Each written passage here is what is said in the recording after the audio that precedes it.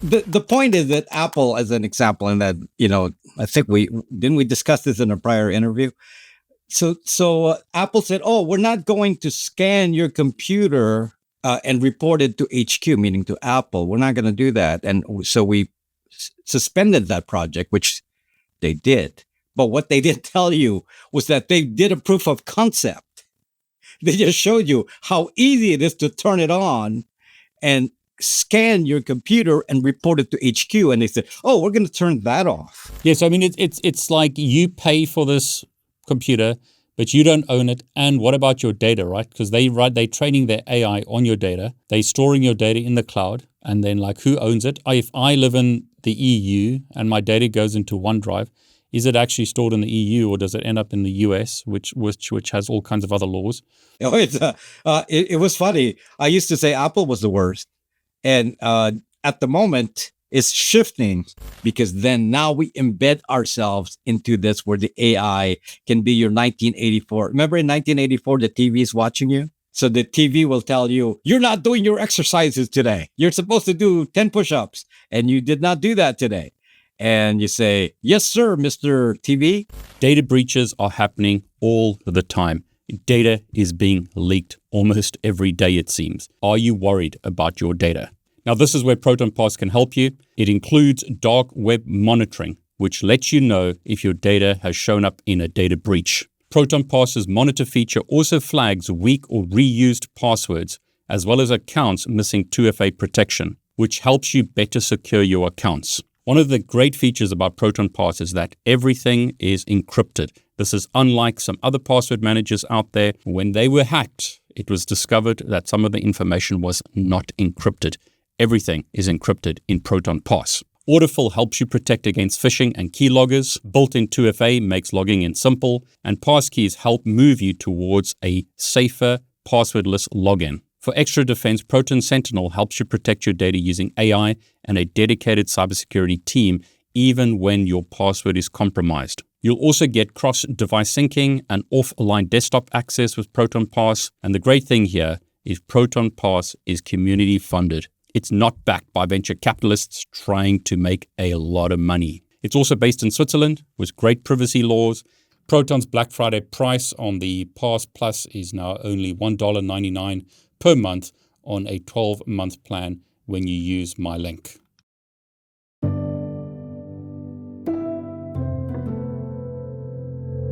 Proton, privacy by default. Hey everyone, it's David Bombal back with the amazing Rob Braxman. Rob, great to have you back on the show. Thank you. Thank you for having me. So Rob, I've said this on our previous interviews and I'm going to say it again. Whenever I talk to you, you make these predictions. And then I think, okay, I need to go and get my tinfoil hat because this can't be true. Like you were talking about years ago when we did our first interview in 2022, I think it was, you said the iPhone is going to be able to sense the environment. And I couldn't believe what you were telling me. And it was like literally a few weeks later, and crash detection came out on the iPhone.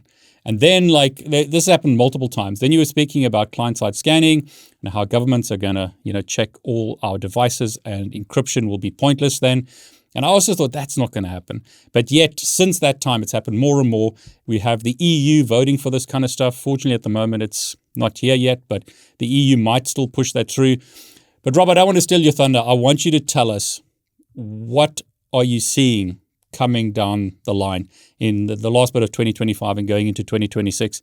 And, what are the problems and what is the advice you've got for us? So for everyone who's watching, I'm going to put a bunch of timestamps below the video. Jump to the parts that you're most interested in. We're going to talk about a bunch of things. Rob, hopefully you can tell us about why you hate Mac or Apple or why you love Windows or et cetera, et cetera. But Rob, I've done enough talking. Take us on this journey. What are your predictions? And then tell us how we can better protect our privacy. Well, things are happening in the UK, right? The digital ID, right? Exactly. You must know about that, being in the UK. Yeah. So I watch the trends, and I'm of course very, very concerned about all this. But the problem is that we don't even realize the new digital ID that's already on your devices, and that's going to be a big part of life. And that's part of what we can talk about later on. It's the digital ID is the security chips that you find on your your Windows computer, there's a thing called the TPM, the Trusted Platform Module. Then you have on the Pixels, you got the Titan M2 chip. Of course, on Apple, there's the Secure Enclave. All of them have digital IDs. And what people realize is how that's a big part of it. It's not just security, there's also a connection, and I can get into the specifics of that. But the digital ID is actually tied to not just identifying your device, but it's tied to this trend towards this client-side scanning that I keep talking about. That people they've discounted me for years. I can't tell you how many times I've gotten so much pushback on issues like, Apple isn't really doing any client-side scanning because they claim they're not. Yeah. And yet you go to your Mac and you say, can you turn off this scanning software called Media Analysis D? And you can't turn it off. Go try it. You turn it off, it starts up again because it's a daemon process. And then this year, at the beginning of this year, Google turned on the system. What do they call it? Google System Safety Core. I can't remember the first part of it. I think it's System Safety Core, which is actually the same thing as Media Analysis D. So, and then of course, I got all these videos that I did about, Windows Recall and Copilot and all this. And it's like, don't you even realize what's happening here? Don't you even understand what's happening? And I know you did a video on Windows Recall, David. And, I've done many videos on this. I actually even made a video on duplicating what Windows Recall did. I actually made an AI, and I showed you that if you can capture and see what you see on the screen, that the AI can actually recognize all that. So I actually wrote a little program using a local AI to see all that. And it's the key logging and scanning the photos and see the content, seeing the context. And I said, okay, you can do that. And then people come back to me and say, yeah, but that's private because Microsoft says so. And Apple says same thing. It's private. But, one of the things that is crazy is when Apple said, oh, we don't do client-side scanning, with this CSAM business. And no, I won't try to define CSAM on your channel either, David, because, I get demonetized every time I define what CSAM is.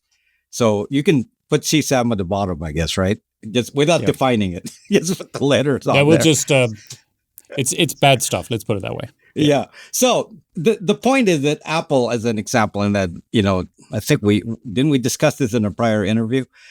So Apple said, oh, we're not going to scan your computer and report it to HQ, meaning to Apple. We're not going to do that. And so we suspended that project, which they did. But what they didn't tell you was that they did a proof of concept. They just showed you how easy it is to turn it on and scan your computer and report it to HQ. And they said, oh, we're going to turn that off. So they turned up the communications module, but they left the scanning portion. And now, what do we learn today? We learned, you're right, I predict things, and because it's so obvious, that Windows Recall is that same client-side scanning tool that Apple made on steroids. And here's the funny part, that Apple is, of course, using OpenAI for Apple Intelligence, which is exactly the same thing as Windows Copilot. So they'll just come up with some variation on this. The point is, all of these architectures, even Google Gemini, they're all going to do see what you see technology. That's what I call it, see what you see technology. So they're going to watch your screen. And all of them do this. And I made several videos explaining the Apple system. It's the same exact thing as what the Microsoft AI CEO was talking about, about see what you see, hear what you hear, and all that.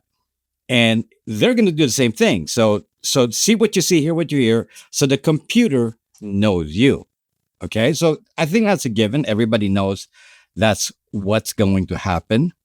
The only limitation is people are saying, well, but they're not taking my data. They're not sending my data. And my naysayers, they're very quick to bring that up, that There's no proof. There's no cybersecurity proof that the data is leaving my computer and going to Apple, to Google, to Microsoft. And you're right.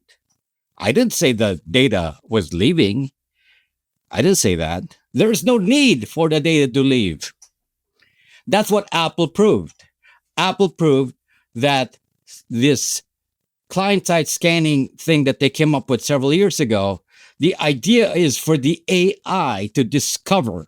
The AI discovers whatever they wanted to discover, in this case, to see if you're doing something illegal, and then report it to HQ. They don't need to see the data. They just need the report. The problem, and this is what I've been pushing with this, this is why I did a video also on the client-side scanning issue with the EU and what that meant. But of course, you didn't say that the UK already has that client-side scanning law. So yeah, I don't know. Do they? Does the UK doesn't currently enforce client-side scanning, do they?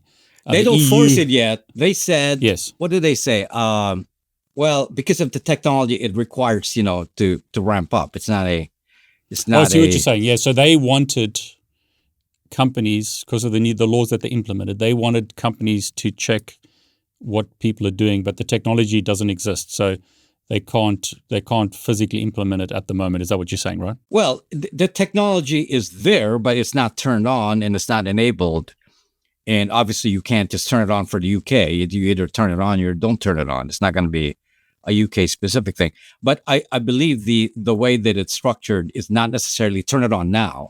It means you have a responsibility to turn it on at some point.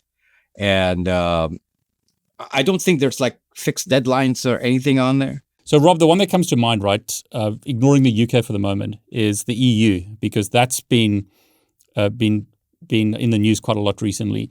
It's been pushed back, but I believe the whole idea with the EU implementation is if they decide to go ahead with this, which could happen at any time, they are enforcing client-side scanning on all EU citizens, where they will be told if you're doing stuff that you shouldn't be doing. Let's leave it at that.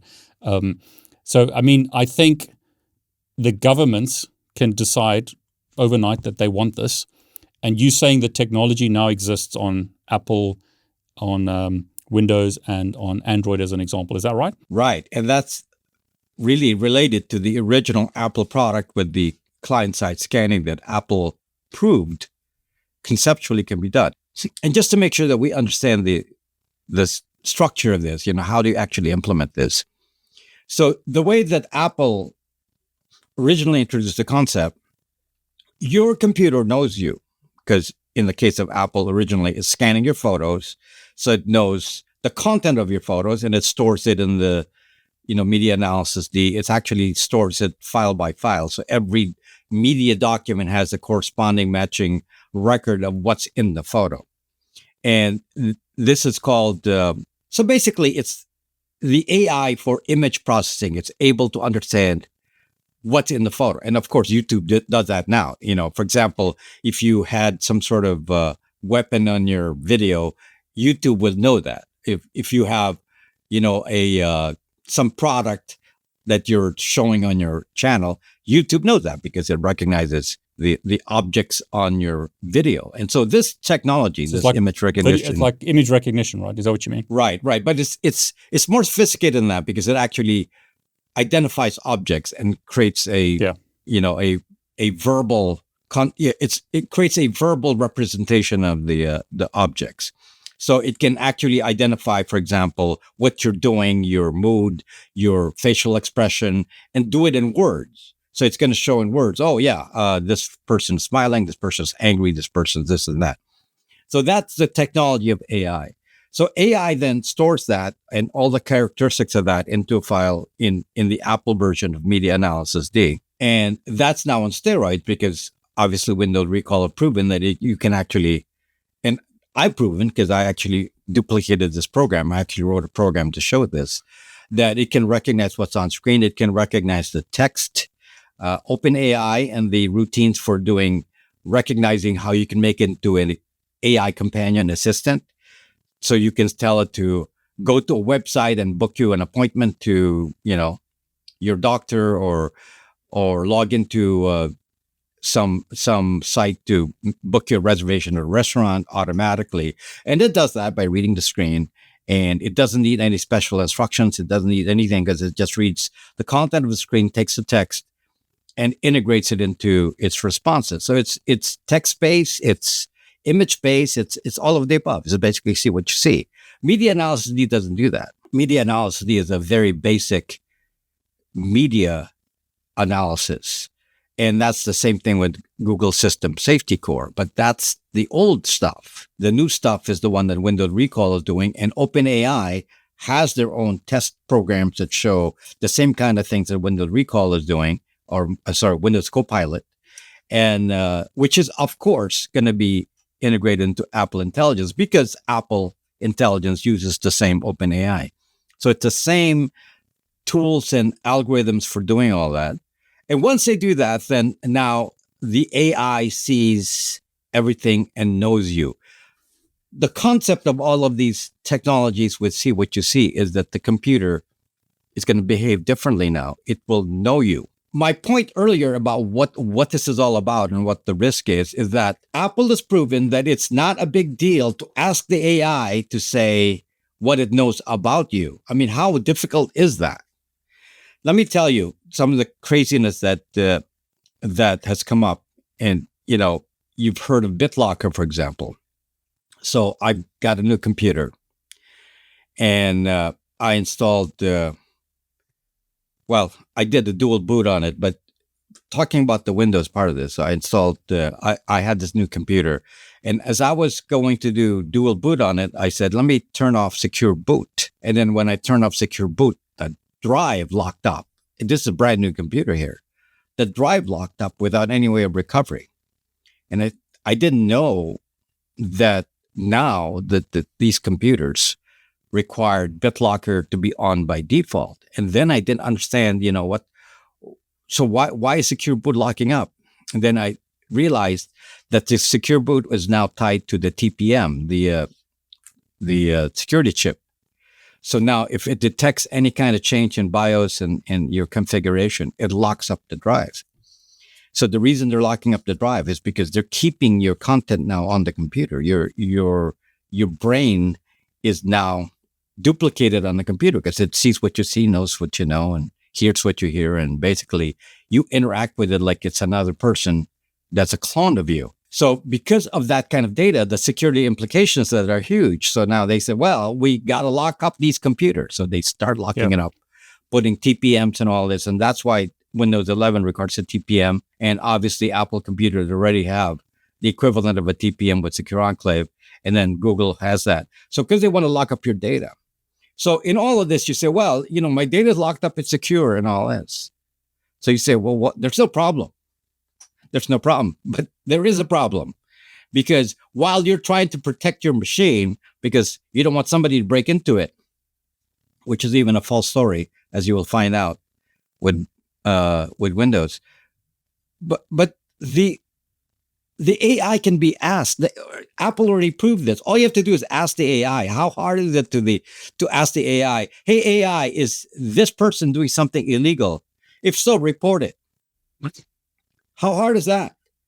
It's already proven that they can do that. They just turned it off. So if the EU, as an example in this case, says we're going to turn on client-side scanning, how hard is it for them to say we're going to turn it on? How many steps are needed? Not much. But Apple Intelligence, Windows Copilot Windows Copilot was turned on only after the debates in the EU. So that's actually pretty new. Apple Intelligence is not yet turned on. So in a sense, they couldn't implement it yet, at least not immediately, because the technology was just on the verge. But the problem is that it's on the verge of actually going live. It's on the verge of being implementable. You can turn it on pretty much, immediately. So that's the fear.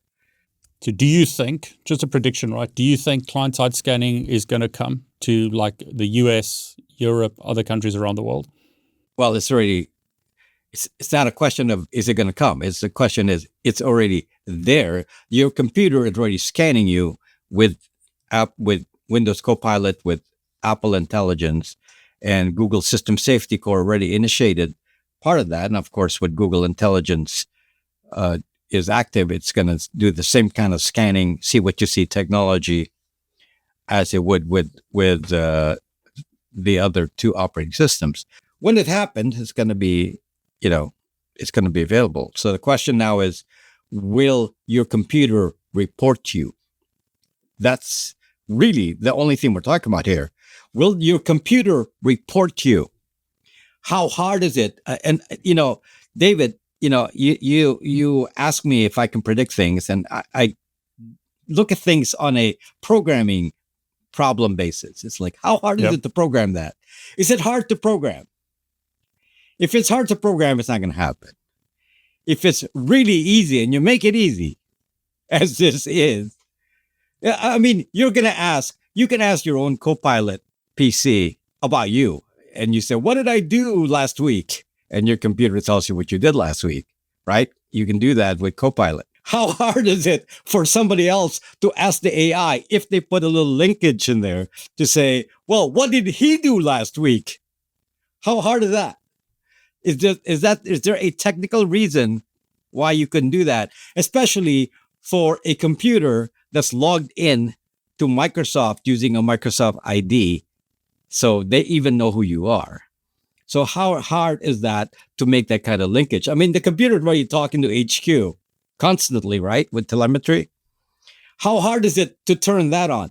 So my mentality in life is, as I understand computers, is if you can do evil with it, it's going to be done, because it's just the way it is. It's when you put a capacity of a computer to do something, someone will use it for that purpose. It's just the nature of the beast. So in other words, technically it's possible, it's already here. If you enable Copilot or Apple Intelligence, etc., on your devices, they are monitoring you. They know what you're doing, the AI and the local system.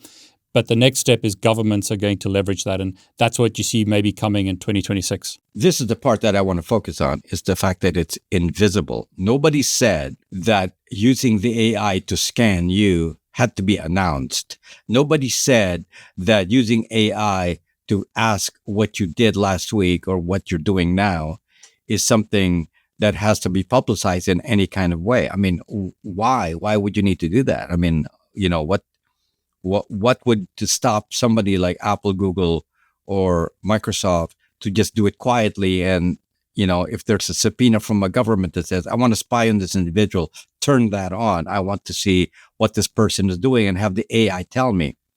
So the process that I'm trying to discuss here, or the process I'm trying to explain here, is that your data doesn't have to be exfiltrated from your computer. There's no need for that. This is the thing about client-side scanning. All you have to do is ask the AI anything.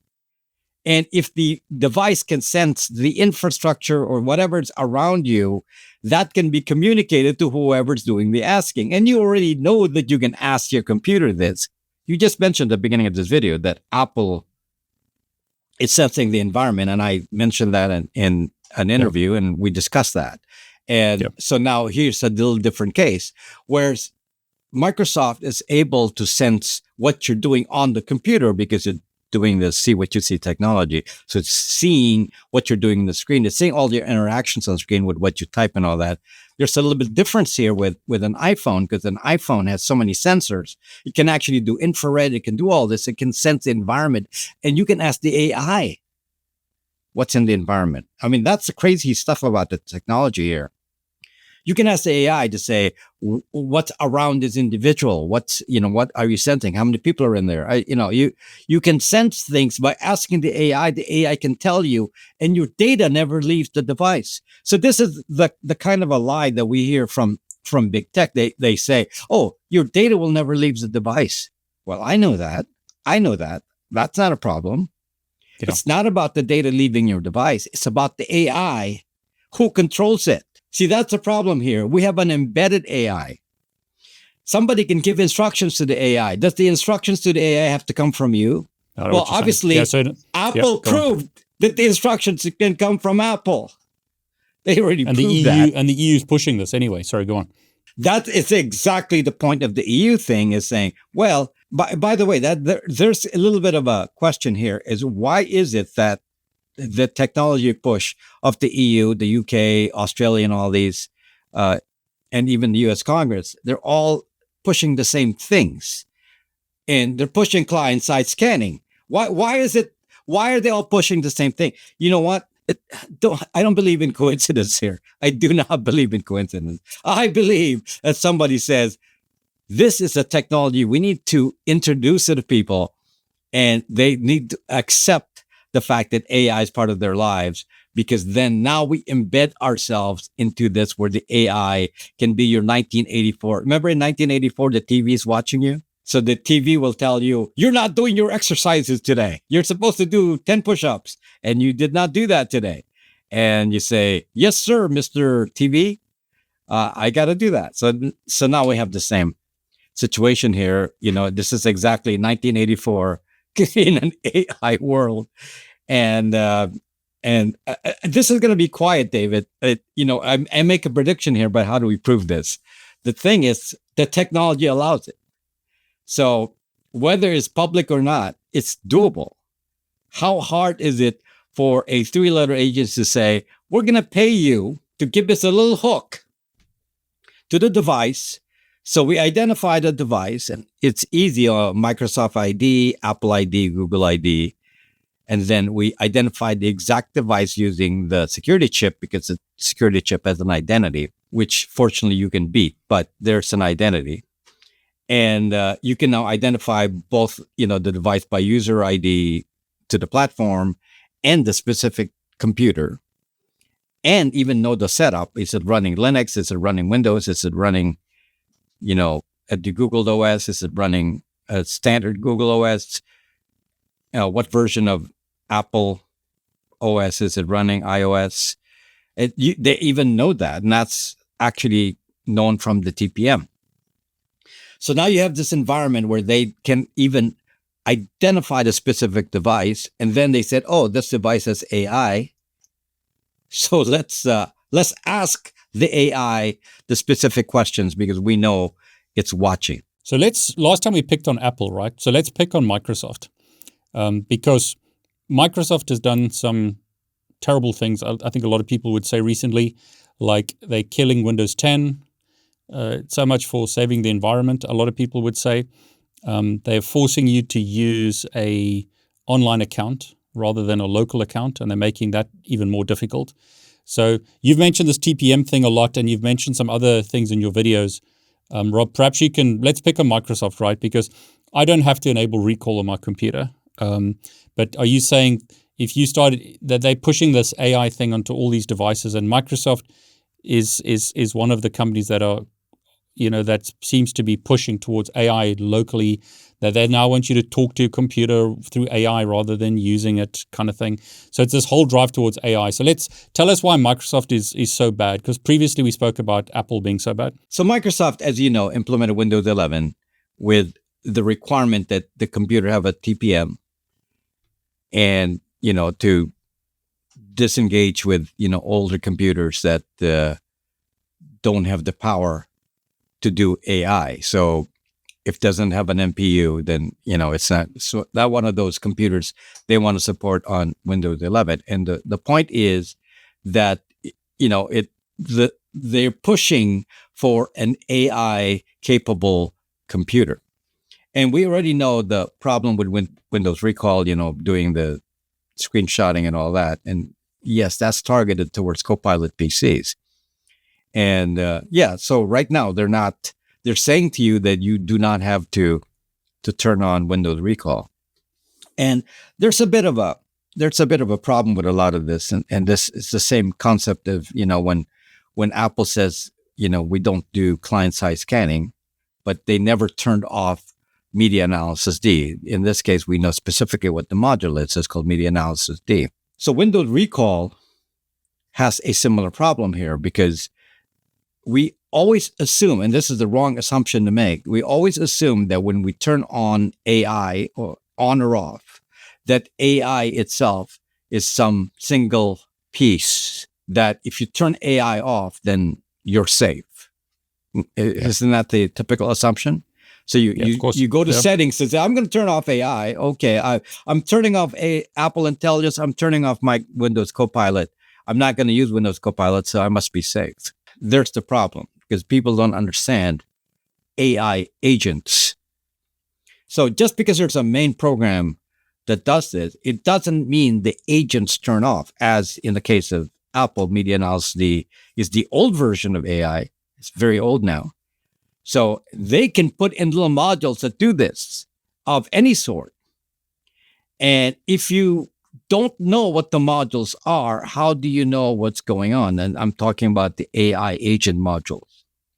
So while currently they're saying that they can turn Windows recall off when you decide to, on a user by user basis, is there a possibility that they can turn it on remotely? 2, can it work quietly, like a different kind of module that can be turned on because it was requested by a 3-letter agency? You don't know this because the module is just there. So how do you know if it's turned on or off? How do you know if somebody can do this? Can somebody say, go to your Microsoft ID and go switch this on or off? If they can identify your specific computer, if they can identify your specific Microsoft ID. I mean, this is kind of the craziness, because as I told you, if you build in a capability to a computer, somebody's going to use it for some evil purpose. And that's the thing, is in the Microsoft case, they actually built this in. And I don't think they have good intentions with this, because they are basically changing the way we do computers. So they're saying you're going to use your computer as a duplicate of your brain. So I'm so frustrated with Windows right now. As I mentioned earlier, I bought a new computer and I installed the Linux on it in a dual boot. So now I'm running Windows and Linux on it. And I have to run Windows because I got to do these videos about Windows. So I have to have it. Yeah. And when I did that, I just was flabbergasted at the things that Microsoft did to make it so difficult to have a Linux partition unmolested. At every step, they're gonna try to just blast you away. Here's a typical example.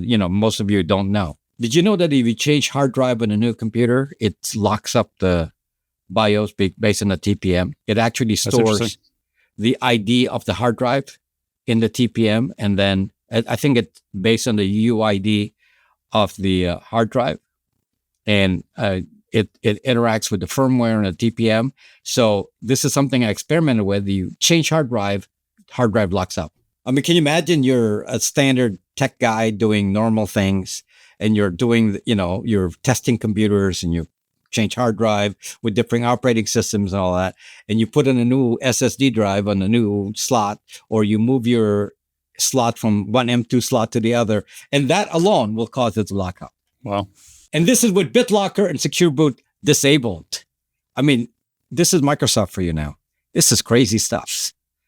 And this is just the beginning of it. I mean, it's just crazy. So I actually made a dual boot video, and that's exactly the stuff I'm showing, is how to protect against that, because Microsoft will try to destroy you. It's crazy. What's happened to them?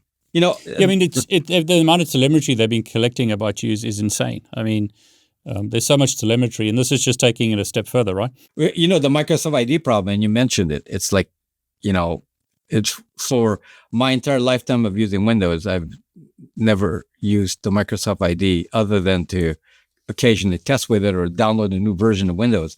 But I actually spend the time. First of all my Windows machines are local account. And then I spend the time to go into the registry. I go to the registry and wipe out any instance of my Microsoft ID. I mean, I go to that kind of detail. Obviously, I don't use OneDrive or any of this. And because OneDrive is another story now that you mention it, right? Because they're trying to force you to put all your data online. They don't even need you to run it locally on your computer with an AI. They're trying to get you to save all your files online, which is the default, which means they can scan it anyway. Is that right? That's the craziness of this. And I mentioned BitLocker, right? So I told you BitLocker isn't turned on, and I tied to the TPM. So you say, "Oh, my computer's secure because I TPM because Microsoft says it's awesome, and it's BitLocker, so it's encrypted. And then they don't tell you that your BitLocker recovery keys are stored with your Microsoft ID in the I forget the link, but it's in account Microsoft.com/recovery or something like that, or BitLocker recovery, and then it actually stores your TPM identifier, your Microsoft ID, together with your BitLocker recovery keys. Now, how hard is it for a three-letter agency to say, "Oh, okay, let me recover the BitLocker keys. It's all in the cloud"? I mean, Yeah. what is going on? What is going on? I mean, you can't have your own computer anymore. So one of the things that Microsoft is doing is really saying, hey, this is not your computer. We ask you to pay for it, but it's our computer. We decide what you're going to put on it. You can't put Linux on there because we're going to kill your computer if you try that. Yes, I mean, it's like you pay for this computer, but you don't own it. And what about your data, right? Because they're training their AI on your data. They're storing your data in the cloud. And then like, who owns it? If I live in the EU and my data goes into OneDrive, is it actually stored in the EU or does it end up in the US, which has all kinds of other laws? And like you said, a three-letter agency could get access to it. It just seems really bad, right? Microsoft is probably one of the worst. What are your thoughts? Oh, it was funny. I used to say Apple was the worst. And at the moment, it's shifting. And you know what? There's a bit of a you have to understand what the general aims of these companies are. In the case of Microsoft, you got to look at Satya Nadella's claim to fame. You know, how has Microsoft pushed up in ranking in capitalization, market capitalization, which it's now the number 2 company? It surpassed Apple. How's that possible? So yeah, exactly. So we know that NVIDIA is number 1, and NVIDIA is number 1 because of AI. And it used to be Apple number 1, and now Apple's number 3, Microsoft's number 2. Now, what do you think? Why do you think Microsoft is number 2? I mean, you don't think Microsoft is selling that many more Windows 11, right? No. The question is that Satya Nadella became famous for moving Microsoft up in the rankings because of the cloud. Okay. So with Microsoft Azure and all that, and they've really pushed everything. So in a corporate world, they don't even keep computers in a corporate world anymore. Everything is in the cloud. And now their claim to fame is the cloud. So Microsoft AI's linked to Copilot, everything is cloud-based. You know, that's why they're pushing OneDrive, they're pushing Windows Backup now, right?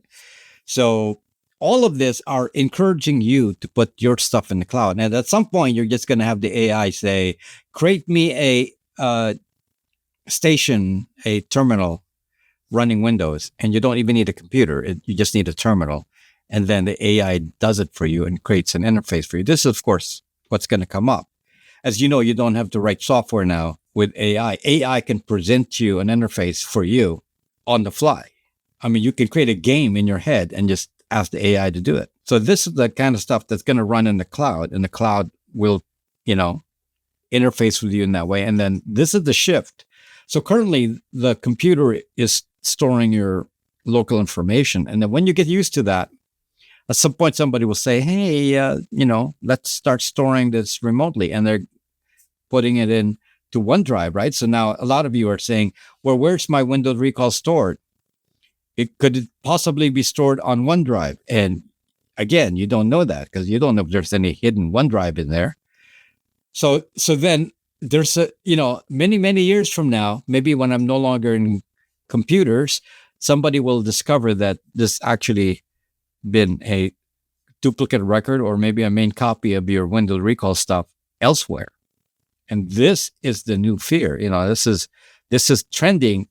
And you know that it's easy to convince people, if you do it slowly, it's easy to convince people to give up on privacy and, give up on anything. Just get them used to it. So I've got to ask you, Rob, we always, when we do these things, it sounds so like negative, if you like, for lack of a better word. It sounds like there's no hope. But what can people do today? I'm assuming you're going to recommend that people move to Linux. And if so, which version of Linux? So rather, don't run Windows, run Linux, I suppose is what you're going to recommend. Is that right? That's correct.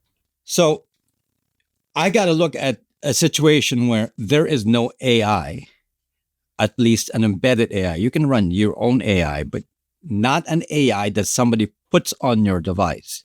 So the only way I can do that or control it is Linux. Now, somebody will say, well, you can always put AI on Linux. Well, true, but you can always take it off too, because on Linux, you can't hide anything on Linux. Linux is open source.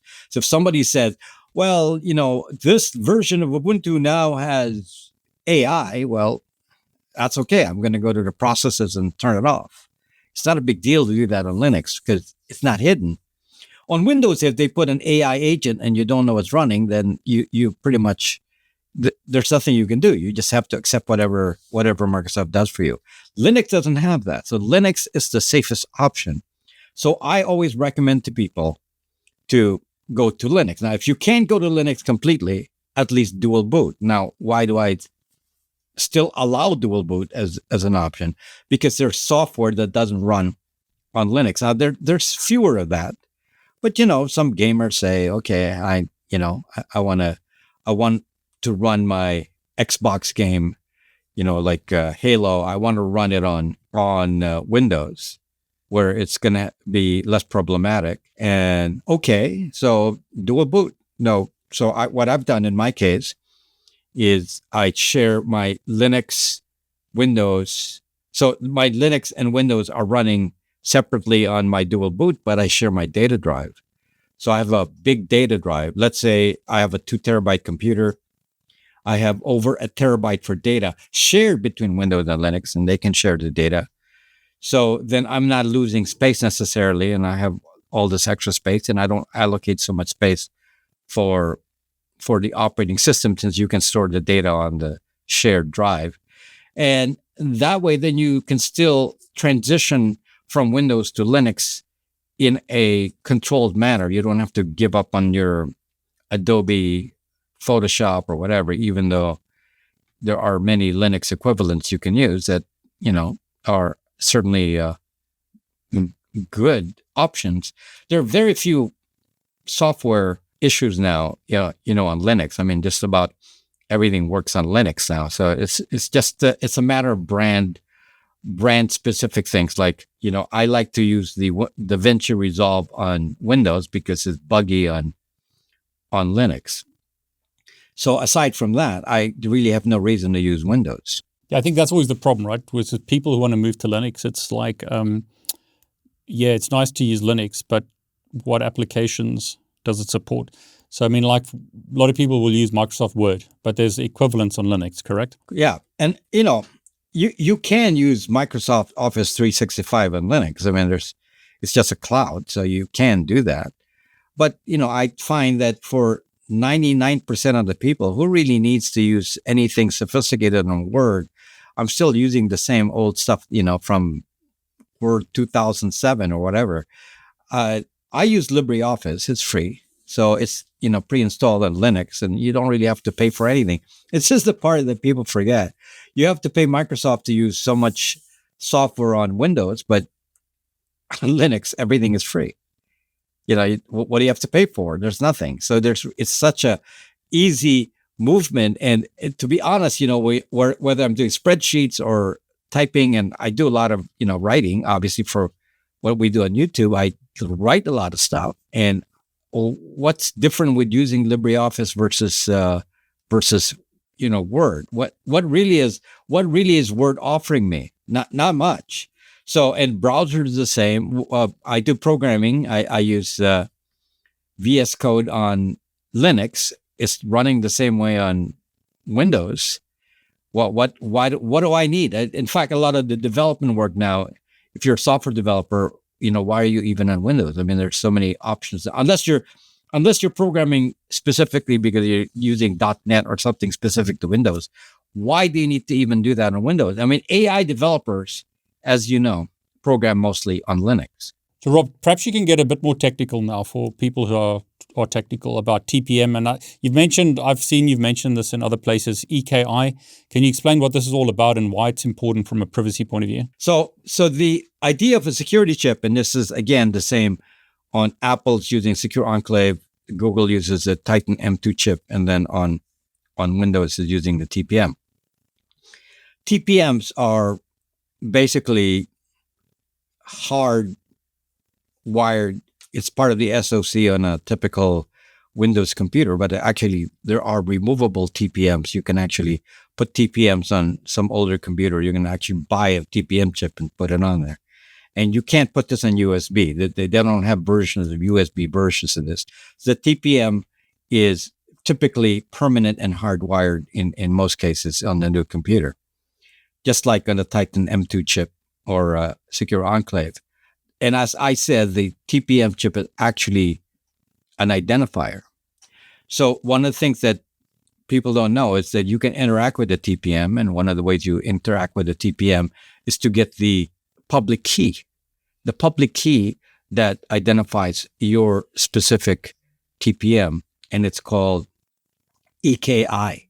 So you can query a TPM and say, what is your EKI? So the EKI is called the endorsement key. So your TPM will actually reveal the endorsement key if you ask it. And the endorsement key is fixed. It's fixed to your TPM and your current TPM setup, which actually is an identifier because it's kind of like a similar concept as an IMEI on a phone. So if your phone is queried by Google or Apple and you say, well, what is the IMEI of the phone? Like your carrier can actually query that and find the IMEI. It's the same exact concept here with the EKI. So somebody can, if they know you have a TPM chip, and obviously the Windows 11 computers require that, so all Windows 11 will have a TPM chip. This is one of the reasons you should stick to Windows 10. This is that alone. You should stay to Windows 10 because you're not going to be queried for TPM because Windows 10 doesn't have that code. So you get a TPM chip identifying you with this EKI, and this is the worst part. So now we already know that the EKI is attached to BitLocker recovery keys, and it's attached to Microsoft ID. So they know the combination of, the specific identifier to your device using BitLocker and how it ties to your Microsoft ID. The problem is it goes beyond that. And the little feature that they added is called attestation. So any app, so if you're a Windows app, you can actually invoke this API on the TPM. It's called attestation API. And the attestation can attest, meaning you're asking the TPM to attest that it is you. And how do they know that? You can say, I require for this software to run that you're running this version of Windows, that you're running this kind of hardware that has to be a specific brand with a special configuration. That is part now of something called attestation, which is actually being implemented even on the Google side. And actually, Google is planning on Google Safety Net, I think, is going. I forget which part is going to be doing the attestation here, but they can actually find out if you're running a specific OS, what your hardware setup is, and then report that through attestation to say, yep, you are in fact on an acceptable operating system, and the TPM is going to guarantee that. So basically, the TPM now is used to spy on your configuration. Now, this alone is a problem because if you say, oh, I'm going to run Linux, well, the computer can detect that you're running Linux.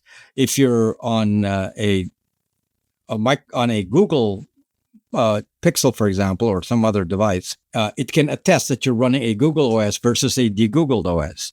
So, and in the case of a Windows computer, it will obviously know you're running Windows 10, but it knows that from the Microsoft ID and all that anyway. But it can actually detect other aspects of your computer that has nothing to do with your Microsoft installation, just spying on your hardware configuration and all that. And that's the reporting element. And any software can invoke this API to this attestation thing. This is, again, one of the scary aspects of privacy invasion by identifying you. So where's this going? Is this where you see it, where the governments or a three-letter agency may say, I want to know what that person's doing on their computer, and I want to know the details of their computer, something like that? Right. But as you know, they're already implementing this in various ways. For example, the banks require attestation saying you have to be using a valid OS, a valid device with certain features, and they're already doing that. So can you imagine now, having a social score, and if you're trying to evade that social score because you're trying to use some device because you're a hacker and you want to create some hacking device that they can't spy on, they can even stop that and say, your device is not matching the attestation requirements. Therefore, we ban you from access to your bank account. So this is the stuff that can actually be pretty aggressive with, having control over a population. So do you see it going in the next, I don't know how long, months, could be years, that digital ID is going to be implemented and then they're going to stop you from doing certain things? I mean, the example that's always used is like in China, social score, and you can't do certain things, or they restrict you from doing whatever they think you shouldn't be doing if you're a so-called bad person. Do you see that coming to the West as well? Well, they're doing that to some extent now. So this is not really a secret. They've been doing debanking in the US, the UK. So they can debank you already now. And that's kind of a subtle push towards social score. And with the limitations of attestation with the TPM and all that, your computer becomes your digital ID. Now, this is a bigger concept here that people don't understand. And as a privacy guy, I'm always aware and controlling of the IMEI on my phone, the IMSI, all of these identifiers, the Microsoft ID, the Google ID, the Apple ID, and all that on the phone. And similarly, I do not like a computer that is tracking a Microsoft ID, because if I go on the internet, then and the Microsoft ID is known, then it's like Google ID. As you know, the Google ID can track everything you're doing on the internet. And in fact, the Google ID is sent with every transaction on the internet. You go to a website and they know the Google ID, and it's tracked by Google Analytics, and they can track every click. So Microsoft can get their hands in that in the same way, using the same kind of techniques. And they can be just as powerful as Google is in tracking everything you do on the internet. And now, what happens in an authoritarian system, this kind of information then can be used to control. So do you see that governments will do kind of what they're trying to do in the UK? And I believe other countries already do this, digital ID running on your device. They can scan what you're doing. They can see what you're buying. I mean, people are talking about like carbon score and all this kind of stuff already happening, and they're going to limit what you can do. You see that's where it's going? It's already doing that. One of the things that is interesting is we're always looking at China as the example, and we don't even realize that in countries like countries in the Middle East, they're doing like biometric scanning now. So can you imagine now that biometric scan on your computer is stored on the TPM? So now they want to know who it is they're dealing with, and they can, again, doing attestation, saying, okay, well, I want to link it to Windows Hello via biometrics, and I require that you be using Windows Hello, and then biometrics, so that I can do a full social score on you. And then countries where they want to track all this, they can't. And this is the stuff I want to disable. I don't want any part of this. And the way to do that is to run Linux. So currently we're allowed to install Linux and evade all that. But through attestation, somebody could lock it up at some point. And some services could be locked from us, as they do with the banking side now. Fortunately, the banking limitation with attestation is something of more of an EU. I don't know if it's done in the UK, but the EU has this attestation thing on phones. The US banks are not doing that. You can use any device and they don't have any limitations. So the Google phones, for example, work fine in the US, but some banks do not allow it in the EU. Rob, Linux on a PC makes sense, right? I mean, hopefully you're going to get a AMD or a Intel chip rather than these new ARM chips from Microsoft. So it makes it easier to boot into Linux, especially like if you've got an older Windows 10 computer, you can just run Linux on it as an example. But what about phones? Do you recommend Linux phones? What do you do with a phone? Google's going to put in this attestation thing. In fact, they already announced it, where certain apps will be required to attest that you're running on an OS that they approve.